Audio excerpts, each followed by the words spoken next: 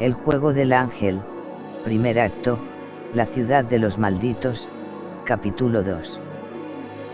Mi debut literario sobrevivió al bautismo de fuego, y don Basilio, fiel a su palabra, me ofreció la oportunidad de publicar un par más de relatos de corte similar. Pronto la dirección decidió que mi fulgurante carrera tendría periodicidad semanal, siempre y cuando siguiera desempeñando puntualmente mis labores en la redacción por el mismo precio. Intoxicado de vanidad y agotamiento, pasaba mis días recomponiendo textos de mis compañeros, y redactando al vuelo crónicas de sucesos y espantos sin cuento, para poder consagrar luego mis noches a escribir a solas en la sala de la redacción un serial por entregas bizantino y operístico que llevaba tiempo acariciando en mi imaginación, y que bajo el título de Los misterios de Barcelona mestizaba sin rubor desde Dumas hasta Stoker pasando por Sue y Febal. Dormía unas 3 horas al día, y lucía el aspecto de haberlas pasado en un ataúd. Vidal, que nunca había conocido esa hambre que nada tiene que ver con el estómago, y que se le come a uno por dentro, era de la opinión de que me estaba quemando el cerebro, y de que, al paso que iba, celebraría mi propio funeral antes de los 20 años. Don Basilio, a quien mi laboriosidad no escandalizaba, tenía otras reservas. Me publicaba cada capítulo a regañadientes, molesto por lo que consideraba un excedente de morbosidad, y un desafortunado desaprovechamiento de mi talento al servicio de argumentos y tramas de dudoso gusto. Los misterios de Barcelona pronto alumbraron a una pequeña estrella de la ficción por entregas, una heroína que había imaginado como solo se puede imaginar a una femme fatale a los 17 años. Chloe Permanger era la princesa oscura de todas las vampiresas. Demasiado inteligente, y todavía más retorcida, Chloe Permanger vestía siempre las más incendiarias novedades de corsetería fina, y oficiaba como amante, y mano izquierda del enigmático Baltasar Morel, cerebro del inframundo que vivía en una mansión subterránea poblada de autómatas y macabras reliquias cuya entrada secreta estaba en los túneles sepultados bajo las catacumbas del barrio gótico. El método predilecto de Chloe, para acabar con sus víctimas, era seducirlas con una danza hipnótica en la que se desprendía de su atavío, para luego besarlas con un pintalabios envenenado que les paralizaba todos los músculos del cuerpo, y las hacía morir de asfixia en silencio mientras ella las miraba a los ojos, para lo cual previamente se bebía un antídoto disuelto en Dom Perignon de fina reserva.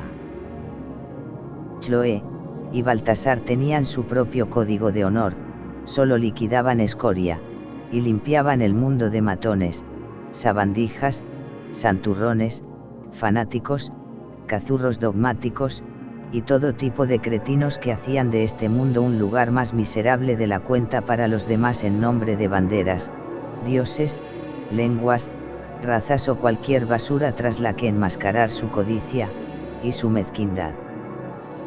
Para mí eran unos héroes heterodoxos, como todos los héroes de verdad. Para don Basilio, cuyos gustos literarios se habían aposentado en la edad de oro del verso español, aquello era un disparate de dimensiones colosales, pero a la vista de la buena acogida que tenían las historias, y del afecto que a su pesar me tenía, toleraba mis extravagancias, y las atribuía a un exceso de calentura juvenil. Tiene usted más oficio que buen gusto, Martín.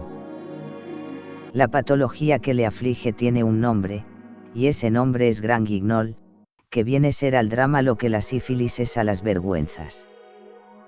Su obtención tal vez es placentera, pero de ahí en adelante todo es cuesta abajo.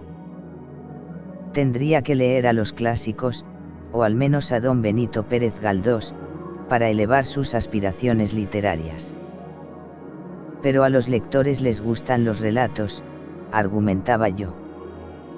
El mérito no es de usted. Es de la competencia, que de tan mala y pedante es capaz de sumir a un burro en estado catatónico en menos de un párrafo. A ver si madura de una puñetera vez, y se cae ya del árbol de la fruta prohibida. Yo asentía fingiendo contrición, pero secretamente acariciaba aquellas palabras prohibidas, gran guignol, y me decía que cada causa, por frívola que fuera, necesitaba de un campeón que defendiese su honra. Empezaba a sentirme el más afortunado de los mortales cuando descubrí que a unos cuantos compañeros del diario los incomodaba que el Benjamín, y mascota oficial de la redacción, hubiera empezado a dar sus primeros pasos en el mundo de las letras cuando sus propias aspiraciones y ambiciones literarias languidecían desde hacía años en un gris limbo de miserias. El hecho de que los lectores del diario leyesen con avidez y apreciasen aquellos modestos relatos más que cualquier otro contenido publicado en el rotativo en los últimos 20 años solo empeoraba las cosas. En apenas unas semanas, vi cómo el orgullo herido de quienes hasta hacía poco había considerado mi única familia los transformaba en un tribunal hostil que empezaba a retirarme el saludo, la palabra, y se complacía en afinar su talento despechado en dedicarme expresiones de sorna y desprecio a mis espaldas. Mi buena e incomprensible fortuna se atribuía a la ayuda de Pedro Vidal, a la ignorancia y estupidez de nuestros suscriptores, y al extendido y socorrido paradigma nacional que estipulaba sin reservas que alcanzar cierta medida de éxito en cualquier ámbito profesional era prueba irrefutable de incapacidad y falta de merecimiento. A la vista de aquel inesperado y ominoso giro de los acontecimientos, Vidal trataba de animarme, pero yo empezaba a sospechar que mis días en la redacción estaban contados. La envidia es la religión de los mediocres.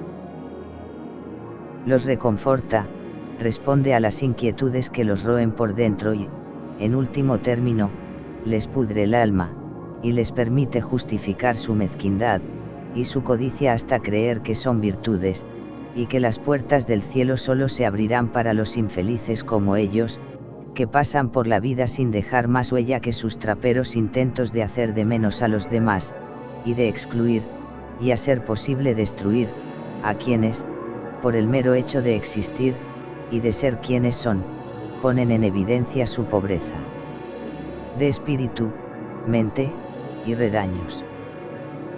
Bienaventurado aquel al que ladran los cretinos, porque su alma nunca les pertenecerá. Amén, convenía don Basilio. Si no hubiese usted nacido rico debería haber sido cura. O revolucionario. Con sermones así se desploma contrito hasta un obispo. Sí, ríanse ustedes, protestaba yo. Pero al que no pueden ver ni en pintura es a mí. Pese al abanico de enemistades y recelos que mis esfuerzos me estaban labrando, la triste realidad era que, a pesar de mis ínfulas de autor popular, mi sueldo no me alcanzaba más que para subsistir por los pelos, comprar más libros de los que tenía tiempo de leer, y alquilar un cuartucho en una pensión sepultada en un callejón junto a la calle Princesa regentada por una gallega devota que respondía al nombre de Doña Carmen. Doña Carmen exigía discreción, y cambiaba las sábanas una vez al mes, por lo cual se aconsejaba a los residentes que se abstuviesen de sucumbir a las tentaciones del onanismo o de meterse en la cama con la ropa sucia. No era necesario restringir la presencia de féminas en las habitaciones porque no había una sola mujer en toda Barcelona que hubiese accedido a entrar en aquel agujero ni bajo amenaza de muerte. Allí aprendí que casi todo se olvida en la vida, empezando por los olores, y que si a algo aspiraba en el mundo era a no morir en un lugar como aquel. En horas bajas, que eran la mayoría, me decía que si algo iba a sacarme de allí antes de que lo hiciese un brote de tuberculosis, era la literatura, y si a alguien le picaba en el alma o en las vergüenzas, por mí podía rascárselas con un ladrillo. Los domingos a la hora de la misa, en que doña Carmen partía para su cita semanal con el Altísimo, los huéspedes aprovechaban para reunirse en el cuarto del más veterano de todos nosotros, un infeliz llamado Heliodoro que de joven tenía aspiraciones de llegar a matador pero que se había quedado en comentarista taurino, y encargado de los urinarios de la zona sol de la plaza monumental. El arte del toreo ha muerto, proclamaba. Ahora todo es un negocio de ganaderos codiciosos, y toreros sin alma. El público no sabe distinguir entre el toreo para la masa ignorante, y una faena con arte que solo los entendidos saben apreciar. Ay, si a usted le hubiesen dado la alternativa, don Heliodoro, otro gallo nos cantaría. Es que en este país solo triunfan los incapaces. Diga que sí. Tras el sermón semanal de don Heliodoro llegaba el festejo. Apilados como longanizas junto al ventanuco de la habitación, los residentes podían ver, y oír a través del tragaluz los estertores de una vecina del inmueble contiguo, Marujita, apodada la Piquillo por lo picante de su verbo, y por su generosa anatomía en forma de pimiento morrón. Marujita se ganaba las perras fregando establecimientos de medio pelo, pero los domingos, y las fiestas de guardar los dedicaba a un novio seminarista que bajaba de incógnito a la ciudad en tren desde Manresa, y se empeñaba con brío, y ganas al conocimiento del pecado. Estaban mis compañeros de alojamiento embutidos contra la ventana a fin de capturar una visión fugaz de las titánicas nalgas de Marujita en uno de aquellos vaivenes que las esparcían como masa de rosco de Pascua contra el cristal de su respiradero, cuando sonó el timbre de la pensión. Ante la falta de voluntarios para acudir a abrir, y arriesgarse así a la pérdida de una localidad con buena vista al espectáculo, desistí de mi afán de unirme al coro, y me encaminé hacia la puerta. Al abrir me encontré con una visión insólita e improbable en tan miserable marco. Don Pedro Vidal en todo su genio, figura, y traje de seda italiana sonreía en el rellano. Se hizo la luz, dijo entrando sin esperar invitación. Vidal se detuvo a contemplar la sala que hacía las veces de comedor, y agora de aquel tugurio, y suspiró con disgusto. Casi mejor que vayamos a mi habitación, sugerí. Le guié hasta mi cuarto. Los gritos y vítores de mis cohuéspedes en honor de Marujita, y sus venéreas acrobacias perforaban las paredes de júbilo. ¡Qué lugar tan alegre!, comentó Vidal. Haga el favor de pasar a la suite presidencial, don Pedro, le invité. Entramos, y cerré la puerta. Tras echar un vistazo sumarísimo a mi habitación, se sentó en la única silla que había, y me miró con displicencia. No me costaba imaginar la impresión que mi modesto hogar debía de haberle causado. ¿Qué le parece? Encantador. Estoy por mudarme aquí yo también. Pedro Vidal vivía en Villa Elius, un monumental caserón modernista de 3 pisos, y torreón, recostado sobre las laderas que ascendían por Pedralbes en el cruce de las calles Abadesa Olcet y Panamá. La casa había sido un obsequio que su padre le había hecho 10 años antes con la esperanza de que sentase la cabeza, y formase una familia, empresa en la que Vidal llevaba ya varios lustros de retraso. La vida había bendecido a don Pedro Vidal con muchos talentos, entre ellos el de decepcionar, y ofender a su padre con cada gesto, y cada paso que daba. Verle confraternizar con indeseables como yo no ayudaba. Recuerdo que en una ocasión en que había visitado a mi mentor para llevarle unos papeles del diario me tropecé con el patriarca del clan Vidal en una de las salas de Villa Elius. Al verme, el padre de don Pedro me ordenó que fuese a buscar un vaso de gaseosa, y un paño limpio para limpiarle una mancha en la solapa. Creo que se confunde usted, señor. No soy un criado. Me dedicó una sonrisa que aclaraba el orden de las cosas en el mundo sin necesidad de palabras. El que te confundes eres tú, chaval. Eres un criado, lo sepas o no. ¿Cómo te llamas? David Martín, señor. El patriarca paladeó mi nombre. Sigue mi consejo, David Martín. Márchate de esta casa, y vuelve al lugar al que perteneces. Te ahorrarás muchos problemas, y me los ahorrarás a mí. Nunca se lo confesé a don Pedro, pero acto seguido acudí a la cocina corriendo a por la gaseosa, y el paño, y pasé un cuarto de hora limpiando la chaqueta del gran hombre. La sombra del clan era alargada, y por mucho que don Pedro gustase de afectar un donaire de bohemia, su vida entera era una extensión de la red familiar. Villa Elius quedaba convenientemente situada a 5 minutos de la gran mansión paterna que dominaba el tramo superior de la avenida Pearson, un amasijo catedralicio de balaustradas, escalinatas, y mansardas que contemplaba toda Barcelona a lo lejos como un niño contempla sus juguetes tirados.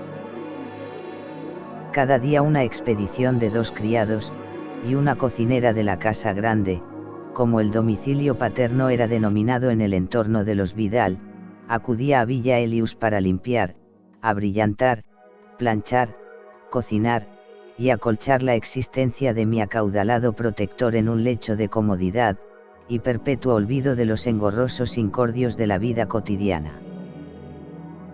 Don Pedro Vidal se desplazaba por la ciudad en un flamante hispano-suiza pilotado por el chofer de la familia, Manuel Sagnier, y probablemente no había subido a un tranvía en toda su vida. Como buena criatura de palacio, y alcurnia, a Vidal se le escapaba ese lúgubre y macilento encanto que tenían las pensiones de baratillo en la Barcelona de la época. No se contenga, don Pedro.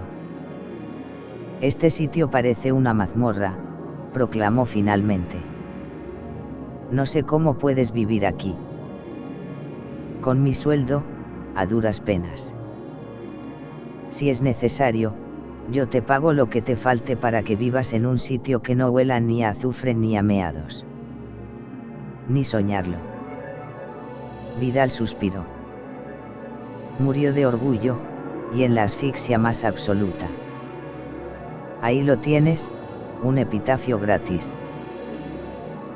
Durante unos instantes, Vidal se dedicó a deambular por la estancia sin abrir la boca, deteniéndose a inspeccionar mi minúsculo armario, mirar por la ventana con cara de asco, palpar la pintura verdosa que cubría las paredes, y golpear suavemente con el dedo índice la bombilla desnuda que pendía del techo, como si quiera comprobar que la calidad de todo ello era ínfima. ¿Qué le trae por aquí, don Pedro?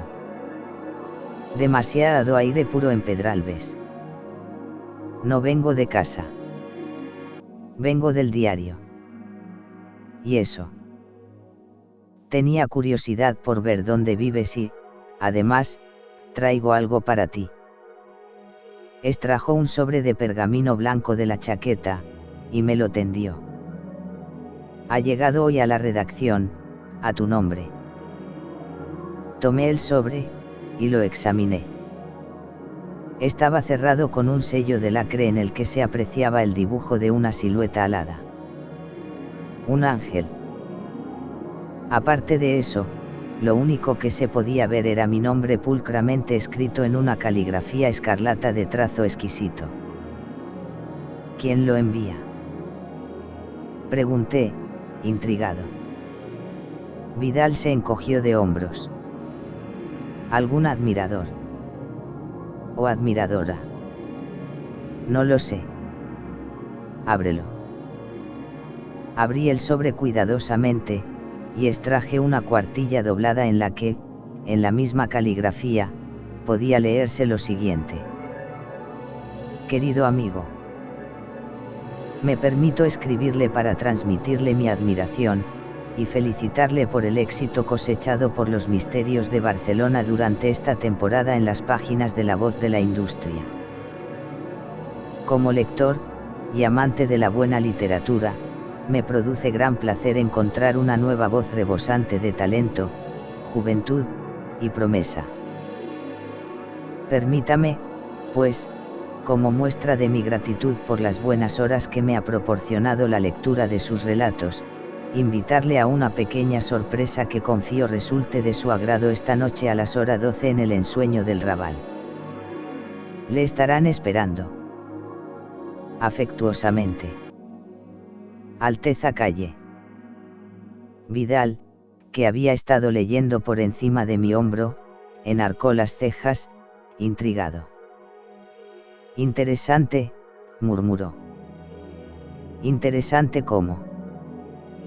Pregunté.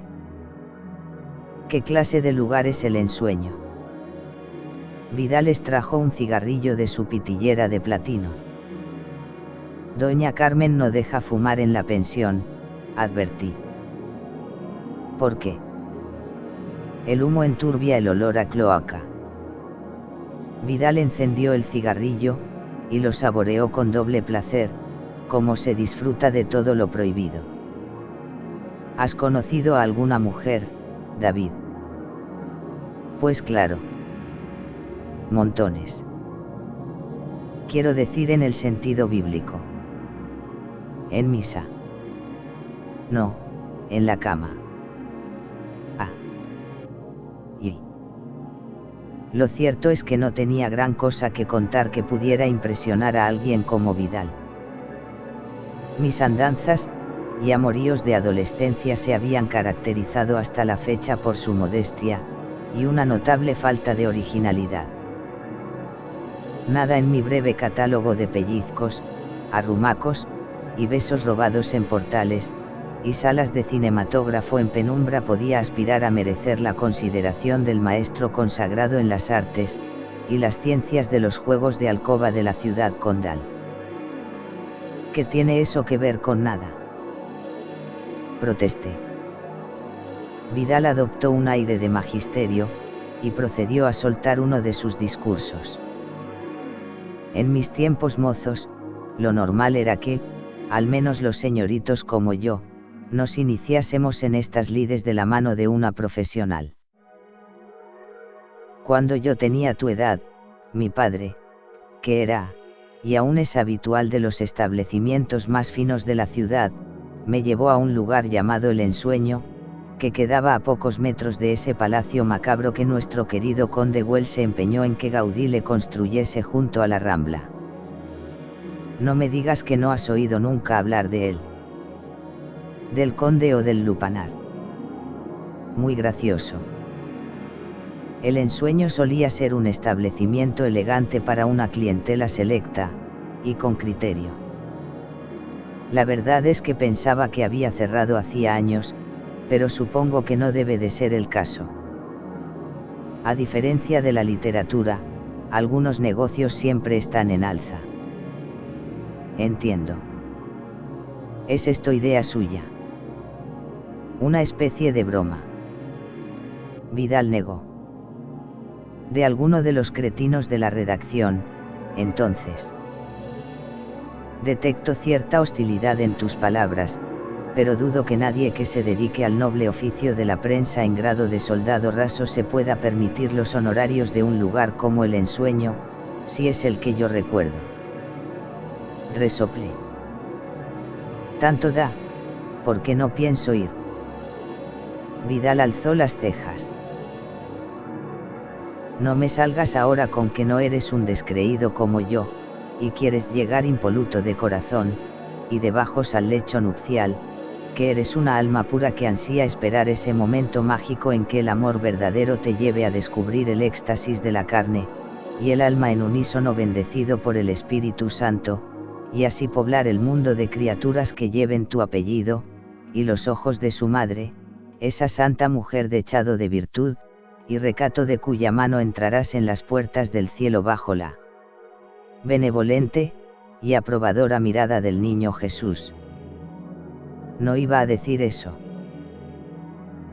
Me alegro, porque es posible, y subrayo posible, que ese momento no llegue nunca, que no te enamores, que no quieras ni puedas entregarle la vida a nadie, y que, como yo, cumplas un día los 45 años, y te des cuenta de que ya no eres joven, y que no había para ti un coro de cupidos con liras ni un lecho de rosas blancas tendido hacia el altar, y la única venganza que te quede sea robarle a la vida el placer de esa carne firme y ardiente que se evapora más rápido que las buenas intenciones, y que es lo más parecido al cielo que encontrarás en este cochino mundo donde se pudre todo, empezando por la belleza, y acabando por la memoria.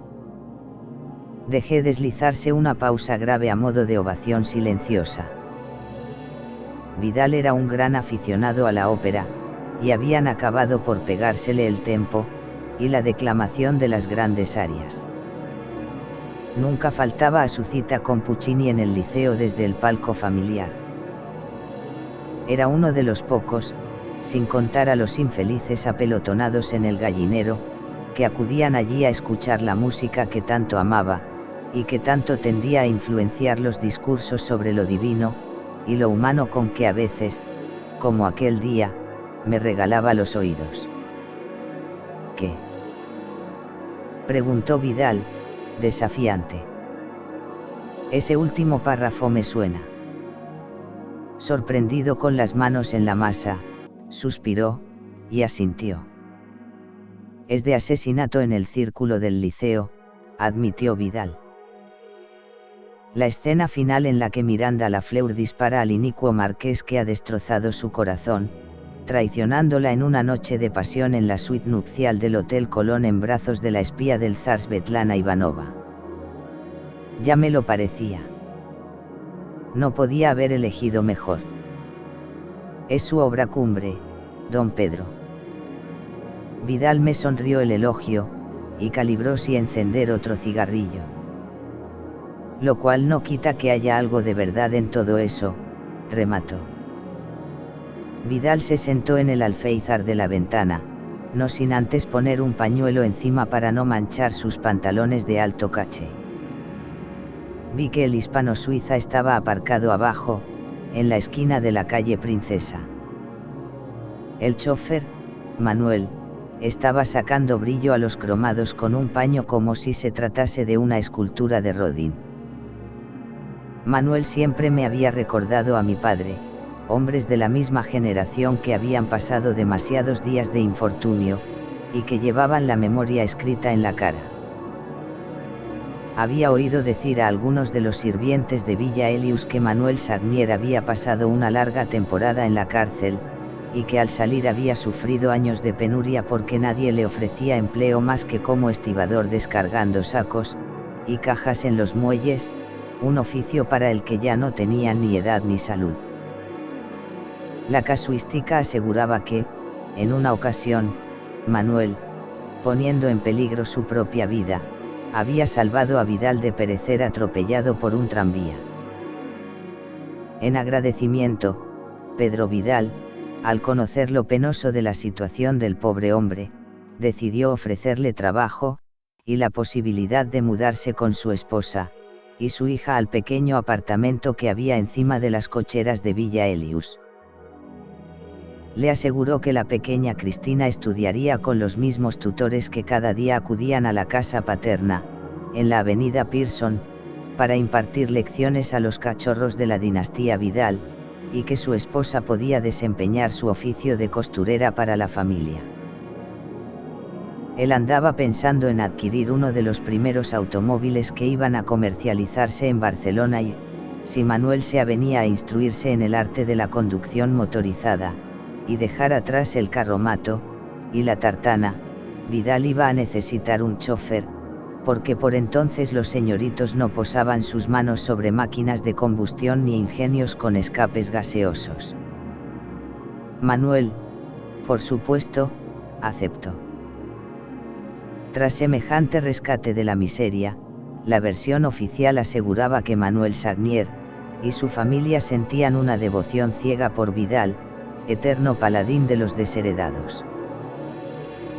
Yo no sabía si creerme aquella historia al pie de la letra o atribuirla a la larga retahíla de leyendas tejidas en torno al carácter de bondadoso aristócrata que cultivaba Vidal, a quien a veces parecía que solo le faltase aparecerse a alguna pastorcilla huerfanita envuelto en un halo luminoso. Se te ha puesto esa cara de granuja de cuando te entregas a pensamientos maliciosos, apuntó Vidal. ¿Qué tramas? Nada. Pensaba en lo bondadoso que es usted, don Pedro. Con tu edad y posición, el cinismo no abre puertas. Eso lo explica todo. Anda, saluda al bueno de Manuel, que siempre pregunta por ti. Me asomé a la ventana y, al verme, el chófer, que siempre me trataba como a un señorito, y no como al pardillo que era, me saludó de lejos. Devolví el saludo. Sentada en el asiento del pasajero estaba su hija Cristina, una criatura de piel pálida, y labios a pincel que me llevaba un par de años, y que me tenía robado el aliento desde que la vi la primera vez que Vidal me invitó a visitar Villa Elius. No la mires tanto que la vas a romper, murmuró Vidal a mi espalda. Me volví, y me encontré con aquel semblante maquiavélico que Vidal reservaba para los asuntos del corazón, y otras vísceras nobles. No sé de qué está hablando. Qué gran verdad, replicó Vidal. Entonces, ¿qué vas a hacer con lo de esta noche?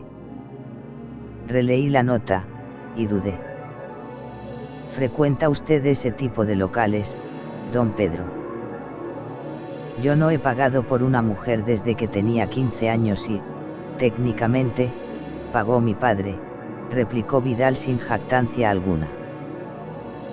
Pero a caballo regalado. No sé, don Pedro. Claro que sabes. Vidal me dio una palmadita en la espalda de camino a la puerta.